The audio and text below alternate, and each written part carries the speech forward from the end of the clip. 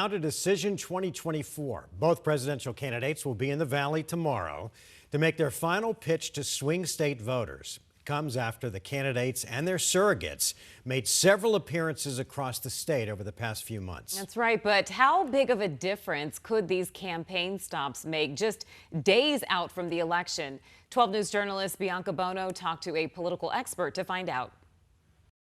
Not only will both candidates be here in Arizona, they'll be less than 6 miles apart. It's fairly unprecedented to have both candidates in the state on the same day. So it will be an unprecedented Halloween in the Valley as both presidential candidates hope for treats in the form of votes 5 days before the election. It'll be interesting to see if there are some coattails to these visits, because Halloween's a bit of a tough day. A lot of people are busy doing other things. Paul Bentz is the Senior Vice President of Research and Strategy at High Ground Public Affairs, weighing in on the decision by both former President Donald Trump and Vice President Kamala Harris to spend one of the final days of their campaigns stumping in the Valley. How effective are these rallies in the final days leading up to the election? About 1.8 million ballots have been returned so far in the election, but we are anticipating about 3 million total voters plus to show up. That means there's 1 million folks who have not returned a ballot yet that are either going to drop it off in the next few days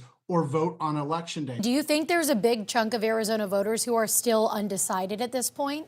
I think there's probably a bigger chunk of Arizonans that are likely to just not vote at all. And it's those voters Bentz believes Harris and Trump are trying to court now. He says history has shown that both Democrats and Republicans have seen the scales tipped in Arizona in the week leading up to Election Day. And he believes that's exactly why the campaigns are still vying for Valley voters. In 2018, they were able to do that. We saw Martha McSally with a narrow lead when the first ballots were dropped, and then we saw Kirsten Sinema come back. We've seen it more recently in the last presidential election. Biden started out with a pretty sizable lead that narrowed as we got closer to the election, as more ballots were counted, as more ballots went for Trump. So there's actually a reason for both sides to use history to demonstrate that these last minute ballots, these drop off voters, these people that are going to show up, they are essential because they can make a difference in these really narrow races. Harris's visit to Talking Stick Resort Amphitheater is set for the early afternoon, while Trump is expected here at Desert Diamond Arena in the evening.